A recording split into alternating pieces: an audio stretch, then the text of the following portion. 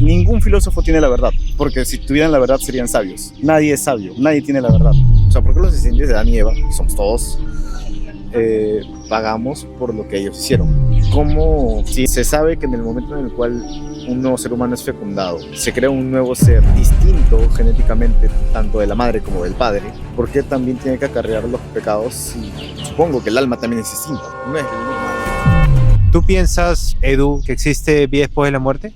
Yo soy deísta, yo sí creo en la existencia de un creador, mas no sigo ninguna doctrina. Sinceramente no me convence ninguna. O sea, no hay doctrina religiosa que yo siga. Mi creencia hacia un creador es principalmente en base a ciertos principios científicos, como el principio de causalidad. Ah, ok. O sea que hay una causa para todo. Claro. Ahora, en base a que yo creo que existe un creador ciertamente poderoso para poder crear todo lo que existe, considero posibilidades altas de que sí pueda este creador permitir una vida después de la muerte. Que sea buena, que sea mala, sinceramente no lo sé. Ok, ¿cómo es ese creador para ti? ¿Es indiferente? ¿Se preocupa por ti? O sea, ¿cómo se ve ese creador en tu opinión? Yo creo que podría ser indiferente, puesto que considero que tenemos libre albedrío y parte de ese libre albedrío es que no intervenga, sea bueno o malas las acciones que tomemos. ¿Qué es el libre albedrío? El poder hacer lo que sea que quieras sin restricciones. O sea, todo está permitido, pero no todo es consentido. No existe el karma, no existe el destino. Puedo hacerlo, pero tengo consecuencias en base a mis acciones. Ok, interesante lo que propones, ¿no? Ahora, ¿tú te consideras una buena persona, Edu? En base a lo que yo creo, no me considero una buena persona, pero creo que trato de ser. No creo que nadie pueda ser buena persona. O sea, ¿por qué? Porque creo que hasta la más mínima mentira que alguien diga, el más mínimo daño, te hace mala persona. ¿Cuál es la definición entonces que tú le das a buena persona? ¿Tú sabes por qué los filósofos son filósofos y no sabios? No. La filosofía es el amor por la verdad. Eso significa que ningún filósofo tiene la verdad, porque si tuvieran la verdad serían sabios. Nadie es sabio, nadie tiene la verdad. Pero, eso sí, son amantes de la verdad. Pero como somos seres imperfectos, nunca la vamos a llegar a tener. Lo mismo sucede con el ser o no ser buena persona. Todos sabemos que una buena persona no miente, no daña, no maldice, no tiene malas intenciones, pero nadie va a lograr hacerlo. Es un ideal, pero lo óptimo es aspirar a hacerlo. Ok, dentro de un rango del 1 al 10 en términos de bondad, ¿en dónde estarías en esa escala? No podría ponerme más de un 7. Ok, si te pones un 7, de todas maneras te estás poniendo una nota que se acerca a lo que es una buena persona. Por lo tanto, realmente sí lo crees, porque eso es a lo que te inclinas. Creo que eso que tú llamas el creer que yo sea buena persona es mi afán por tratar de serlo. No solo... Claro, pero no te pregunté qué es lo que te gustaría, yo te pregunté qué es lo que te consideras ahora. Me dijiste un 7. Entonces, un 7 en esa escala está en lo que es una buena persona. Entonces, a eso me refería. Lo podemos poner a prueba. Tú mencionaste algunas de esas pruebas, ¿no? ¿Alguna vez has dicho alguna mentira en toda tu vida, Edu? Por eso mismo no puedo ponerme un 10. He mentido. ¿Cómo llamarías a alguien que ha mentido? Mentiroso. Sí, efectivamente. ¿Alguna vez recuerdas haber tomado algo de otra persona, aunque sea algo pequeño? Un chicle. Sí. Si bien ese chicle se puede ver de poco valor, al final igual constituye un robo, ¿verdad? Exacto. Y te hago una pregunta más. Jesús dijo que si tú has visto a una mujer y la has deseado en tu corazón, tú ya has cometido adulterio con ella en tu corazón. ¿Alguna vez lo has hecho? Pucha, o sea, es difícil. Claro, entonces lo has hecho. Claramente. Sí, mira, yo no te estoy juzgando, Edu, ¿no? Eso quería dejarlo claro. Pero lo que quería mostrarte, ¿no? Era que bajo tu propia opinión de ti mismo, tú te puedes considerar una buena persona, pero cuando vamos a otro estándar, a uno fuera de ti mismo, uno que no se basa en tu propia opinión, bajo ese estándar serías mentiroso, ladrón y adúltero en el corazón. La definición de buena persona en la Biblia es moralmente perfecto, y es por eso que la Biblia dice que el único bueno es Dios. Ni tú ni yo somos moralmente perfectos, ni nadie. Entonces eso nos deja en una categoría en donde ante los ojos de Dios seríamos malas personas. Mi hermana, por ejemplo, es cristiana evangélica y me habla mucho sobre ello. Yo mismo he leído la Biblia por interés teológico. ¿Qué es lo que entiendes de la Biblia? ¿Cuál es el mensaje? No, el mensaje en sí sería Jesús. A ver, yo entiendo que Él es Dios, pero no es el Padre. La Trinidad, creo, ¿no? Dios busca que todos seamos salvos, pero no hay obra que podamos hacer que nos haga salvos, y solamente somos salvos por gracia, más no por obra. O sea, eso es lo que hasta ahora yo he entendido de lo que he escuchado y leído. ¿Qué significa eso? no hay ni acción buena ni obra buena que podamos hacer, porque siempre vamos a tener algo que Dios vea como pecado. Por lo tanto, la única forma en la cual podríamos ser salvos es mediante Jesús, mediante la fe. Mira, te hago esta siguiente pregunta, Edu. Ese estándar que te di, fuera de tu propia opinión, eran los 10 mandamientos. Si Dios te juzgara en base a ese estándar, 3 de 10, ¿serías inocente o culpable? ¿Qué piensas? Aunque hubiera cometido solo uno de los pecados que están en los 10 mandamientos, seguiría siendo culpable. ¿Cielo o infierno? Infierno. ¿Y eso te preocupa o no? Sinceramente, hay cosas con las que discrepo que no me permiten creer que lo que dicta la doctrina cristiana evangélica sea cierta. Por lo tanto, no podría decir que me preocupa. Ok, pongamos este escenario, ¿no? Imagínate que estás en otro país, te pasas el límite de velocidad, te para el policía, te dice, Edu, te voy a poner una multa. Tú lo ves al policía y le dices, mire, ¿sabe qué? No creo en las multas. No me preocupa la multa porque discrepo con su criterio para ponérmela. ¿Te pondrían la multa igual o no? Claro que me podría la multa igual. Sí, efectivamente, ¿no? Porque tu creencia no cambia la realidad. Entonces, al final, la pregunta es, ¿qué es la verdad? Ahora, ¿qué son esas cosas que tú discrepas del infierno? Por ejemplo, ¿por qué crearías a un ser imperfecto que va a cometer errores para juzgarlo por los errores que tú mismo programaste? Bueno, tú te respondiste parcialmente esa pregunta al principio, cuando dijiste que el ser humano tiene libre albedrío. Si Dios hubiera creado a un ser que no tuviera la capacidad de poder decidir y que estuviera programado a tener que amarlo y no poder desviarse de ese camino, entonces no sería un ser humano como tú y yo lo conocemos, sino sería lo más cercano a un robot que se programa para una función y no puede salir de esa función. Entonces, esa es parcialmente una respuesta a lo que tú dices, ¿no? Ahora, ¿por qué Dios nos creó? La Biblia dice que Dios nos creó para poder tener una relación con Él, para su gloria en última instancia, para que podamos compartir con Él, relacionarnos con Él, no para que vivamos separados de Él. Pero el hombre tiene la decisión de poder vivir en separación de Dios, y esa decisión es a través del pecado. El pecado lo que hace es separarnos de Dios y es el que evita que nosotros podamos tener una relación con Dios, porque es como si quisiéramos tener una relación en donde hacemos todo lo que la otra persona odia y aborrece. No podría haber una relación así, ¿verdad? Es que ciertamente la doctrina cristiana tiene más partes que me convence, pero me es difícil aceptar que existe un creador o que existe un Dios que te dé el libre albedrío. ¿Por qué hacer que tengas tales instintos que va a hacer que pequen, que va a hacer que lo juzguen? Bueno, es que con la entrada del pecado, justamente también entraron esos instintos de los que tú hablas. Originalmente Dios creó al ser humano, según la Biblia, primero para no morir, segundo, lo creó a tal punto de pureza que en la historia de Adán y Eva, ellos ni siquiera sabían que estaban desnudos. No tenían esa maldad o esa malicia que tú dirías es tan común hoy en día. Pero con la entrada del pecado eso cambió. Si recuerdas la historia, cuando ellos pecaron, de ahí se dieron cuenta que estaban desnudos. Algo cambió dentro de ellos. Como sus ojos fueron abiertos y se dieron cuenta del mal. Y es por eso que ese árbol, ese fruto, se llamaba el árbol de la ciencia del bien y el mal. Y lo que Satanás le dijo a Eva es, si tú comes de este fruto, vas a ser como Dios, porque vas a conocer el bien y el mal. Y en ese conocimiento del mal es lo que tú llamas ese instinto hacia lo malo, porque la Biblia dice que el corazón del hombre es extremadamente engañoso. Y es por eso que si bien tú mentalmente, Edu, tú mentalmente puedes estar convencido que tú no crees en el Dios de la Biblia porque no te convence tus palabras, realmente esa no es la razón. La razón es mucho más profunda y es porque en este momento tú haces cosas que sabes que a Dios no le agradan y amas más esas cosas de lo que amas a Dios. La Biblia dice que el hombre natural está en enemistad con Dios. Es como un ladrón que escapa de la policía porque no quiere ser atrapado, porque si es atrapado, sus crímenes son expuestos. Y cuando yo te pregunté al principio que te pusieras una nota con respecto a ser buena persona, te pusiste un 7, pero de ahí cuando saqué los 10 mandamientos, te diste cuenta que bajo esos 10 mandamientos todos los habías roto, al igual que yo. Entonces, yo te hago esta pregunta, Edu. ¿Tú sabes qué hizo Dios para que pecadores como tú y como yo no tengamos que ir al infierno a pesar de haber roto los mandamientos? Bueno, mandó a su único hijo a sacrificarse por nuestros pecados. Es más, tengo entendido de que en el momento en el que Jesús dijo, Dios, ¿por qué me has abandonado? Es porque absorbió los pecados del mundo. Eso es lo que me han explicado. Mira, antes de pasar a lo que me acabas de decir, que Jesús murió, que es verdad, te voy a decir 2 versículos, brother, que son súper importantes.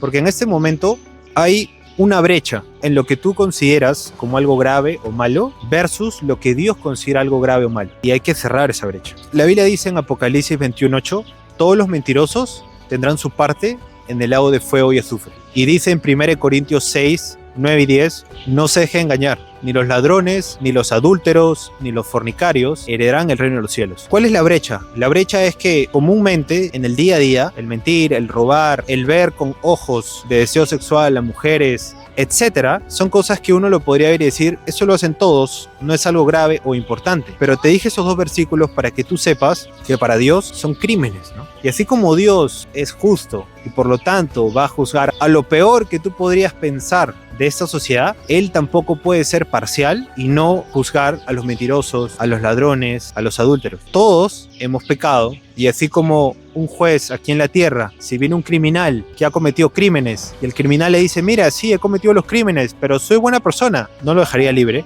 aún menos con Dios, porque Él conoce todo de ti y de mí. Yo te pregunté qué hizo Dios para que pecadores como tú y como yo no tengamos que ir al infierno, a pesar de haber roto los mandamientos. Tú me dijiste que Jesús murió en la cruz. ¿Qué relevancia tiene que Jesús haya muerto hace 2000 años? ¿En qué te afecta el día de hoy? Físicamente nada. Mira, los 10 mandamientos se llaman la ley moral de Dios. Tú y yo hemos roto la ley. Ante los ojos de Dios no somos buenas personas, porque hemos hecho todo lo que Él odia, todo lo que Él le desagrada. Y la Biblia dice que Dios no puede poner como inocente al culpable, sino que Él, siendo justo e imparcial, tiene que juzgar con total justicia. Imagínate, Edu, estando delante del trono de Dios, en ese día del juicio que dice la Biblia, que vamos a pasar, que vamos a experimentar, donde no puedes persuadir, no puedes coimear, no puedes engañar, no puedes hacer absolutamente nada ante un Dios que lo sabe todo. ¿Cuál es tu escapatoria? ¿Cuál es la salida? ¿Cuál piensas? No, en ese caso no habría salida. Sí, efectivamente, no habría salida. Pero pasa algo en ese juicio. Se para una persona y dice, Edu es culpable, pero yo voy a pagar su fianza, yo voy a pagar su multa, de manera que Edu, aún siendo culpable, pueda salir libre, porque yo voy a tomar su lugar, yo voy a saldar su deuda. ¿Quién crees que fue esa persona? Jesús. ¿Sabes cuáles fueron sus últimas palabras antes de morir? Creo que fue el perdónalos porque no sabes lo que hacen. Está cerca, pero lo que Jesús dijo antes de morir fue consumado está.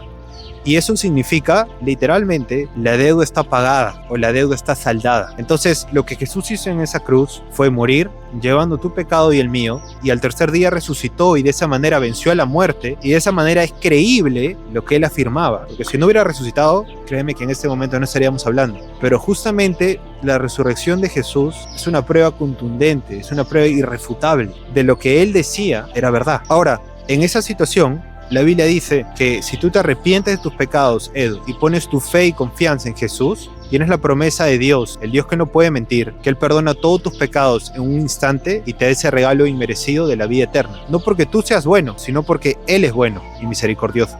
¿Eso te hace sentido? ¿Qué piensas? Algo. ¿Qué es lo que no te hace sentido? A veces entiendo la obra del Señor, tanto su creación como todo lo que ha pasado, pero lo perdono porque soy bueno. Ok, vayamos por eso, ¿ok? Dios le había dicho a Adán, puedes comer de todos los árboles en este jardín. Le dio indicaciones al ser humano y le dio de todo en abundancia, a tal punto que podrían haber habido en ese jardín miles de árboles, pero Dios le dijo, de ese no. Y Adán desobedece a Dios y come. Y después Dios, ¿qué hace? ¿Los elimina en ese mismo momento? No los elimina físicamente, pero ellos sí mueren espiritualmente. Y Dios lo que hace es que les dice, ustedes no pueden permanecer aquí más, ya no podemos estar juntos, no podemos convivir juntos. Y Dios dice, voy a diseñar un plan para que el ser humano, a pesar de haber cometido este error, a pesar de haber desobedecido una ley directa del creador del universo, del que todo lo sabe, del que todo lo tiene, a pesar de haber desobedecido, yo voy a crear un plan para que el ser humano pueda volver a tener una relación conmigo, para que pueda volver a vivir para siempre conmigo. Y Dios diseñó todo un plan que involucró su propia muerte, su sacrificio voluntario, para poder salvarlo por amor. ¿Qué piensas? Si bien tengo una nueva perspectiva para verlo, me surge la duda, O sea, ¿por qué los descendientes de Adán y Eva, que somos todos, pagamos por lo que ellos hicieron? ¿Cómo, si se sabe que en el momento en el cual un nuevo ser humano es fecundado, se crea un nuevo ser distinto genéticamente tanto de la madre como del padre, por qué también tiene que acarrear los pecados si incluso supongo que el alma también es distinta? Mira, no te podría yo responder si el alma es distinto o no, de eso no tengo idea, pero lo que sí te puedo decir es lo siguiente. Puedes entrar en el ámbito filosófico, puedes entrar en el ámbito en donde te pones a pensar ¿y por qué esto y por qué el otro? Pero si yo te preguntara el día de hoy, ¿tú has pecado? La respuesta sería que sí, al igual que yo. Entonces, si bien te puedes concentrar mucho en los detalles más mínimos, la realidad hoy en día es que tú y yo hemos pecado. Entonces, habiendo heredado o no habiendo heredado ciertas tendencias desde el principio, tú y yo estamos sujetos a la ley porque la hemos roto. Entonces, de igual manera, no tenemos escapatoria. Tú mismo dijiste que todos han mentido. Y eso pone a todos bajo el juicio de la ley. Entonces, mira, yo te voy a decir algo, Edu, ¿no? El problema aquí no es un problema intelectual. Esa es la realidad. No es un tema intelectual. Porque todas tus preguntas, Edu, pueden ser respondidas hasta cierto punto. Y con cierto punto me refiero a que sean lo suficientemente convincentes. Pero de repente no van a poder satisfacer hasta el más mínimo detalle, como el que me has dicho de si tienen almas distintas o no, porque la verdad no lo sé, no lo dice la Biblia. Pero ¿sabes qué? El tema no es un tema intelectual, es un tema moral. Y es porque en este momento tú sabes que haces cosas que a Dios no le agradan. Pero tienes una conciencia, ¿verdad? ¿Tú tienes una conciencia, Edu? Sí. Sabes distinguir entre lo bueno y lo malo, ¿verdad? Sí. ¿Tú crees que el conocimiento conlleva una responsabilidad? Sí. Dios también lo cree y es por eso que Él te va a pedir una rendición de cuentas. Es claro que nosotros no llegamos al estándar, que hemos pecado. Y el hecho de tener que reconocer que vamos a tener que rendir cuentas de eso es algo que muchos no quieren reconocer, pero que es innegable. Por el simple hecho de que tú y yo tenemos conciencia, que ese Dios creador no puede ser indiferente, como tú decías, porque ese Dios creador vino y murió, se sacrificó. La Biblia dice que Jesús, no estimando ser como Dios, se humilló hasta la muerte de cruz. Jesús, siendo Dios, dijo: yo no voy a estimar ser Dios, voy a humillarme porque voy a nacer como un bebé, voy a vivir como un ser humano entre todos y voy a morir, muriendo por los que me escupen, por los que me insultan, por los que me flagelan con látigos que arrancan la carne de mi espalda.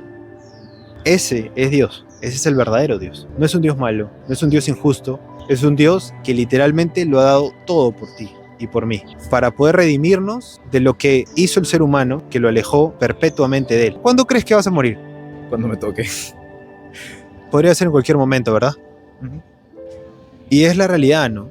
Y es por eso, Edu, que yo te quería animar, brother, a que si a ti te interesa la verdad, tú dijiste que los filósofos eran amantes de la verdad. Si tú eres un amante de la verdad, entonces, ¿por qué no averiguas cuál es la verdad? Y yo te voy a decir la forma en cómo lo puedes averiguar. La Biblia dice: entra a tu cuarto, cierra la puerta y busca a tu Dios que está en lo secreto. También dice que si tú buscas a Dios de todo corazón, lo vas a encontrar. Y también te dice que vengas a Dios con un corazón humilde. Puedes venir a Dios de una manera tan clara y cristalina que le puedes decir a Dios: ¿sabes qué, Dios? La verdad ni siquiera sé si existes, pero quiero saber la verdad, no quiero vivir engañado. Y si lo que esta persona extraña en un parque, en la tarde, que ya se hace noche, es verdad, quiero saberlo. ¿Qué piensas? Puede ser. En mi casa me van a decir que eso es una señal de que crea. Mira, esto lo podrías ver tú como un momento random de tu día, pero también lo puedes ver como ese Dios amoroso que toma la iniciativa. Tú no te acercas a Él, Él se acerca a ti. Y permite que alguien extraño como yo te hable de esta manera y de repente te ayude a tener un poco más de claridad en alguna de las cosas que pensabas. Y nada, brother, realmente yo te digo esto, más allá que por un video, te lo digo por amor, realmente. Porque Dios me da amor para poder decirte esto. Y nada, brother, ¿tú crees que pensarías en esto entonces? Puedo pensarlo, sí, puedo pensarlo. Ok, está bien. Gracias, Edu. Voy a estar hablando por ti, brother.